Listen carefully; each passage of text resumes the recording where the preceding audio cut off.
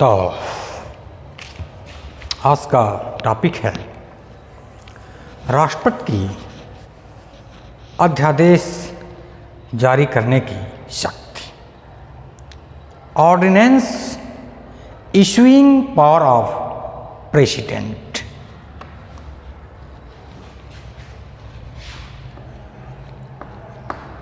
Ordinance issuing power of president।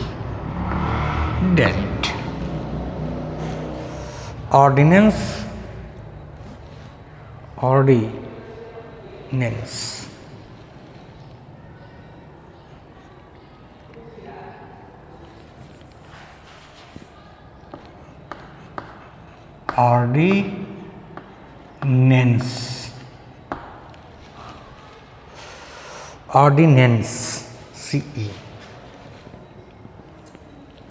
Ordinance तो राष्ट्रपति की अध्यादेश जारी करने की शक्ति।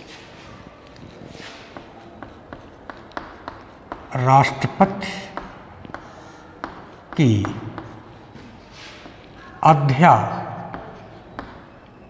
अध्यादेश जारी करने की शक्ति।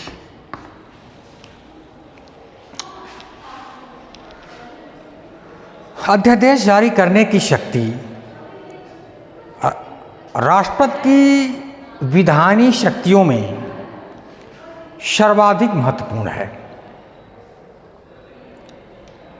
राष्ट्रपति की विधायी शक्तियों में अध्यादेश जारी करने की शक्ति सर्वाधिक महत्वपूर्ण है। राष्ट्रपति द्वारा अनुच्छेद 123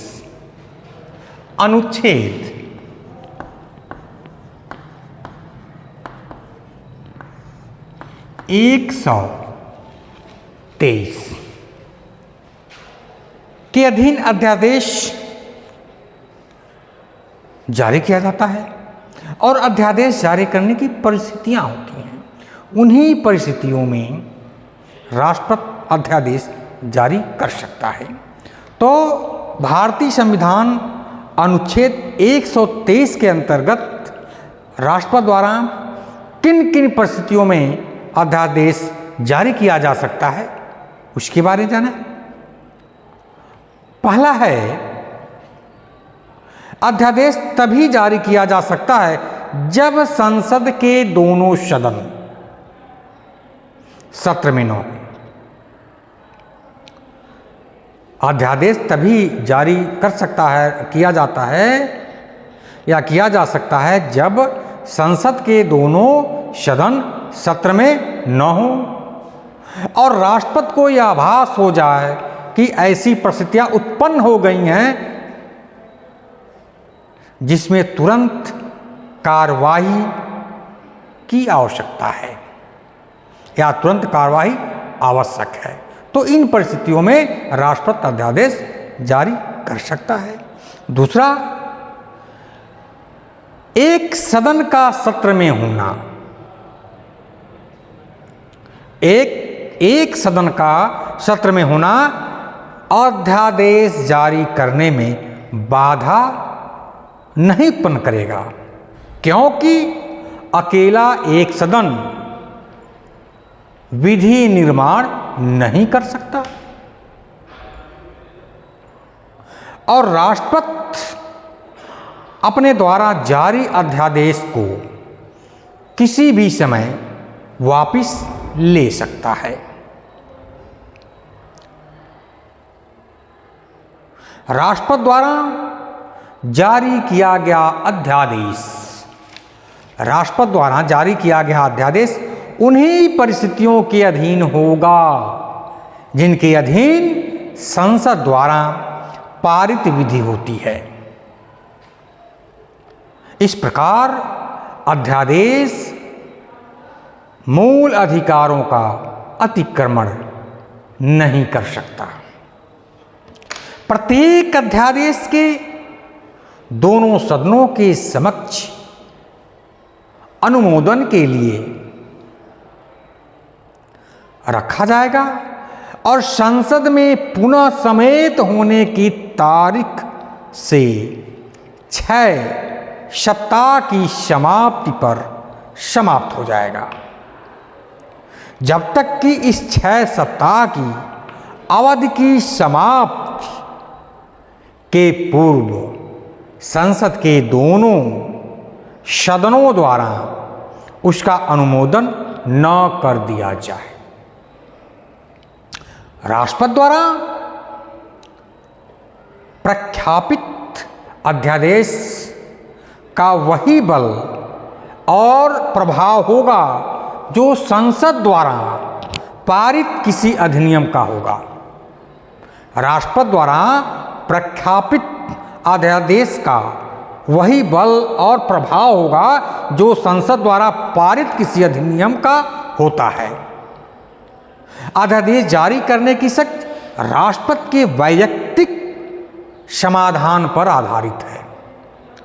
अध्यादेश जारी करने की शक्ति राष्ट्रपति के वैयक्तिक समाधान पर आधारित है और अध्यादेश की वैधता को इस आधार पर चुनौती नहीं दी जा सकती कि उसका प्रयोग असद्भाव पूर्वक है, असद्भाव पूर्वक किया गया है। यदि अध्यादेश जारी करने का उद्देश्य ही संसद का सत्र स्थगित कर दिया जाता है तो यह अवैध नहीं होगा। यदि अध्यादेश जारी करने के उद्देश्य से ही संसद का सत्र जो है स्थगित कर दिया जाता है तो यह अवैध नहीं होगा। संसद के दोनों सदनों द्वारा पारित अध्यादेश राष्ट्रपति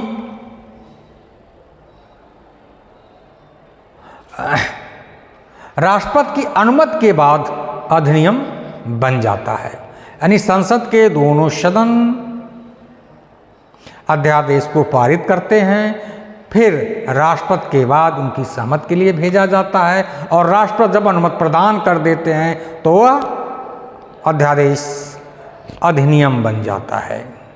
अब है राष्ट्रपति की वीटो शक्ति, veto power of president.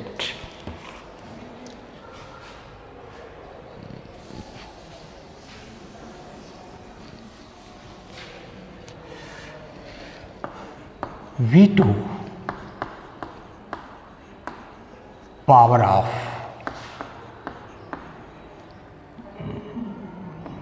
President, राष्ट्रपति की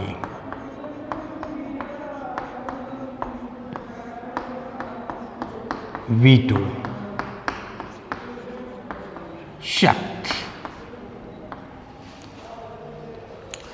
राष्ट्रपति की वीटो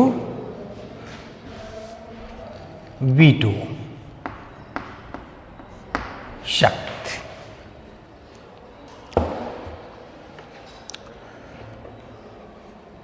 संसद द्वारा पारित विधेयक राष्ट्रपति की अनुमति के पश्चात ही कानून बनता है। ये सभी हम जानते हैं कि संसद के दोनों सदन विधेयक को पारित करता है, फिर राष्ट्रपति के समक्ष उनकी अनुमति के लिए रखता है।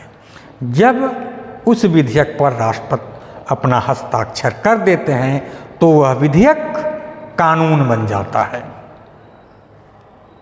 संविधान संशोधन विधेयक तथा धन विधेयक को छोड़ करके,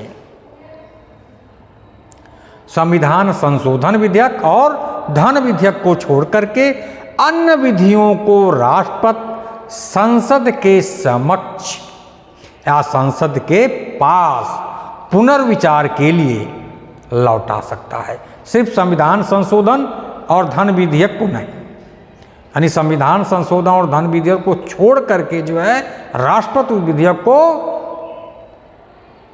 संसद के पास जो है पुनर्विचार के लिए लौटा सकता है।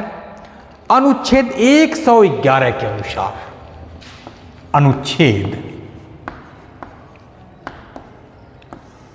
111।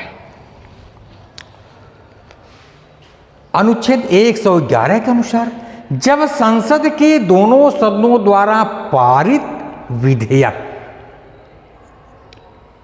जब संसद के दोनों सदनों द्वारा विधेयक पारित हो जाता है तो राष्ट्रपति के पास या राष्ट्रपति के समक्ष उसकी अनुमति के लिए प्रस्तुत किया जाता है।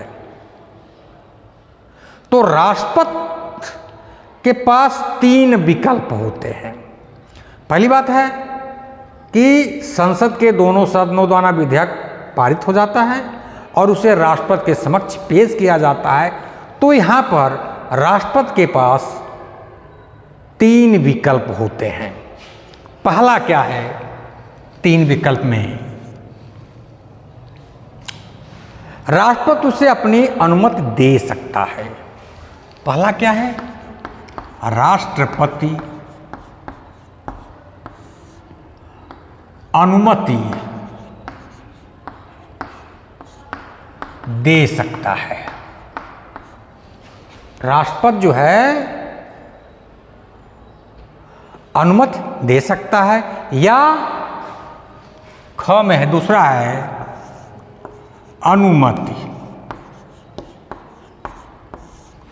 अनुमति रोक लेता है।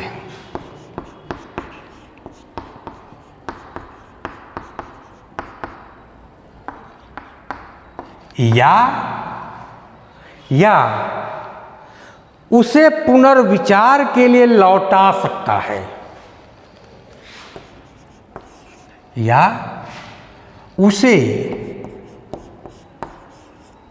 पुनर्विचार के लिए लौटा सकता है।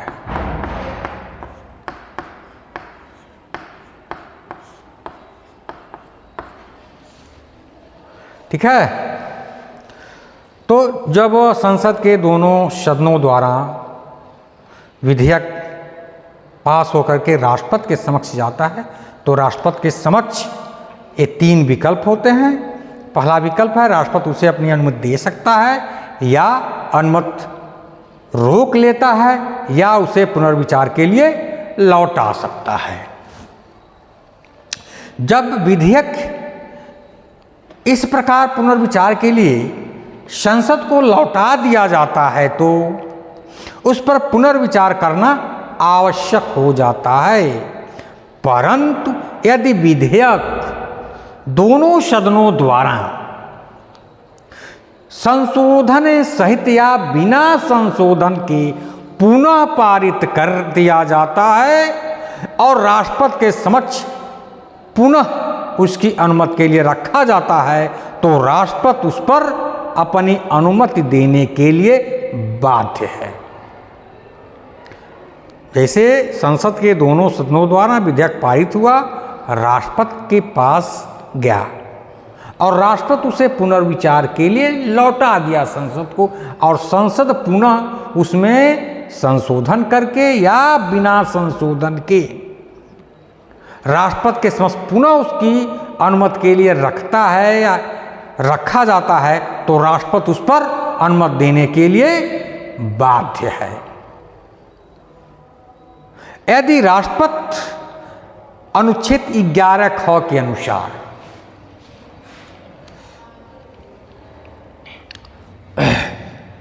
यदि राष्ट्रपति जो है अनुच्छेद 11 ख के अनुसार, यही है 11 ख, राष्ट्रपति जो है अनुच्छेद 11 ख के अनुसार विधेयक पर अपनी अनुमति रोक लेता है तो विधेयक नष्ट हो जाएगा। 11 ख के अनुसार, यही है 11 ख के अनुसार राष्ट्रपति यदि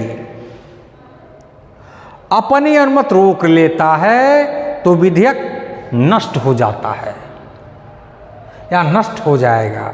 इसी को वीटो कहा जाता है। मतलब अनुच्छेद 11 ख के अनुसार विधेयक पर अपनी अनुमति रोक लेना। यदि वो रोक लेता है तो विधेयक नष्ट हो जाता है। यही क्या है, इसी को वीटो कहा जाता है। परंतु यहाँ यह भी ध्यान देना आवश्यक है कि राष्ट्रपति अपने इस वीटो अधिकार का प्रयोग मंत्रिमंडल की सलाह पर ही करता है। राष्ट्रपति जो है वीटो अधिकार का प्रयोग कैसे करता है, मंत्रिमंडल के सलाह पर। राष्ट्रपति वीटो अधिकार का प्रयोग मंत्रिमंडल के सलाह पर करता है। यदि राष्ट्रपति वीटो का प्रयोग न करके विधेयक को संसद के पुनर्विचार के लिए भेज देता है, यदि मान लीजिए संसद के दोनों सदनों द्वारा विधेयक पास होता है, उसे राष्ट्रपति के पास भेजा जाता है और राष्ट्रपति उसे पुनर्विचार के लिए भेज देता है, तो वह दोबारा उस पर वीटो या विशेषाधिकार का प्रयोग नहीं कर सकता। संविधान में स्पष्ट रूप से वर्णित न होने पर भी राष्ट्रपति को परंपरा के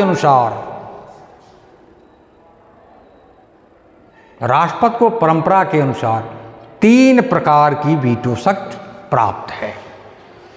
राष्ट्रपति को जो है परंपरा के अनुसार 3 प्रकार के वीटो शक्ति प्राप्त है। पहला क्या है, पॉकेट वीटो। पहला क्या है, पॉकेट वीटो या जेबी वीटो। पहला क्या है, पॉकेट वीटो या जेबी वीटो। दूसरा है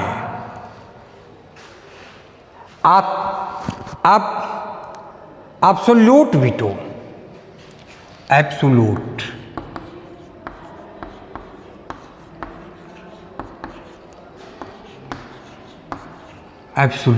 वीटो या एब्सोल्यूट वीटो या आत्यांतिक वीटो।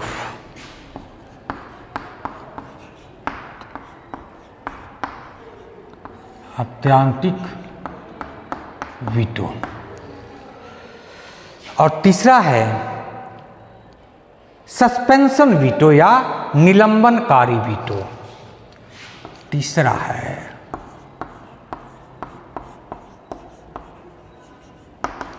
सस्पेंशन वीटो या निलंबनकारी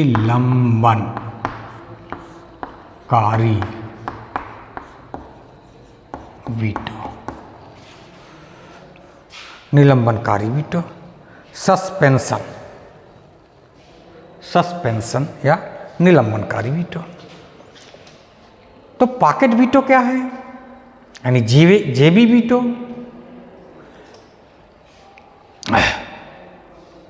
संविधान में राष्ट्रपति द्वारा किसी विधेयक पर अपनी अनुमति देने अथवा न देने के लिए किसी समय सीमा का वर्णन नहीं है।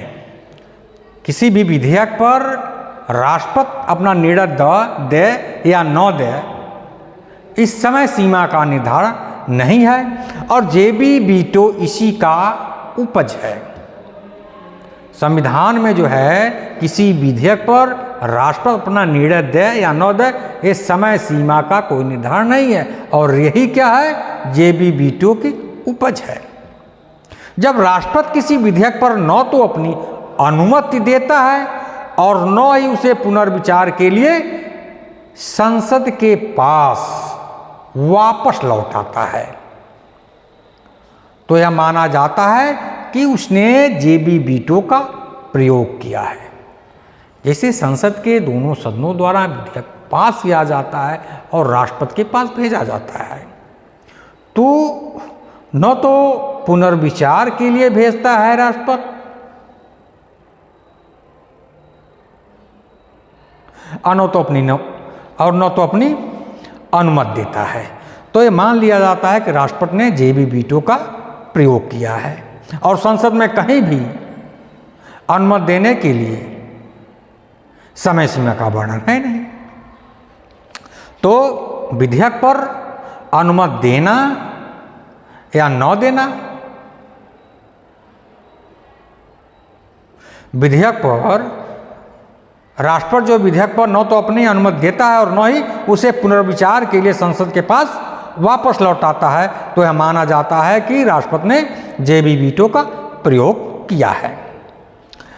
तो इस शक्ति का सर्वप्रथम प्रयोग जो है, जेबी वीटो पावर का सर्वप्रथम प्रयोग ज्ञानी जैल सिंह ने किया था। उसमें प्रधानमंत्री थे राजीव गांधी।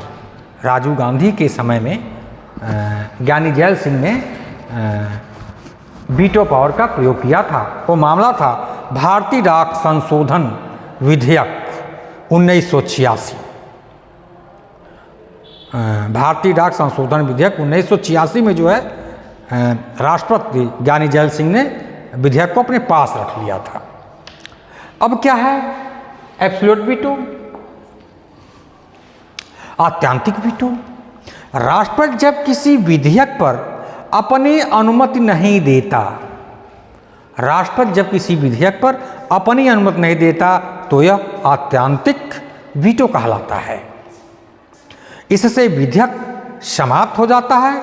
इसका प्रयोग प्रायः गैर सरकारी विधेयकों के संदर्भ में किया जाता है। तीसरा है निलंबनकारी वीटो, सस्पेंशन वीटो। राष्ट्रपति अनुच्छेद 111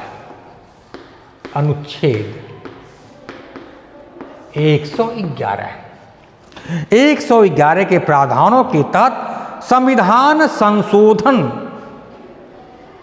तथा धन विधेयक को छोड़ करके, अनुच्छेद 111 के तहत संविधान संशोधन तथा धन विधेयक को छोड़ करके किसी अन्य विधेयक को पुनर्विचार के लिए संसद को वापस लौटा सकता है। इस प्रकार से पुनर्विचार के लिए विधेयक को लौटाए जाने का प्रभाव सिर्फ अनुमति के निलंबन के रूप में ही होता है, क्योंकि पुनर्विचार के बाद दोबारा विधेयक को अनुमति के लिए भेजे जाने पर राष्ट्रपति उस पर अनुमति देने के लिए बाध्य हो जाता है। इसी कारण से इसे निलंबनकारी वीटो कहा जाता है। इस प्रकार के वीटो का प्रयोग सर्वप्रथम राष्ट्रपति आर वेंकट रमन द्वारा, इस प्रकार के आर राष्ट्रपति आर वेंकट रमन, निलंबनकारी वीटो का प्रयोग जो है आर वेंकट रमन ने सर्वप्रथम किया था। इसका मैटर क्या था, संसद सदस्यों के पेंशन संबंधी विधेयक के मामले में किया गया था। संसद सदस्यों के पेंशन संबंधी विधेयक के मामले में निलंबनकारी वीटो का सर्वप्रथम प्रयोग जो है राष्ट्रपति आर वेंकट रमन ने किया था। और पुनः 2005 में राष्ट्रपति एपीजे अब्दुल कलाम ने इसका प्रयोग सांसद अयोग्यता निवारण विधेयक 2005 के संदर्भ में किया था। धन्यवाद।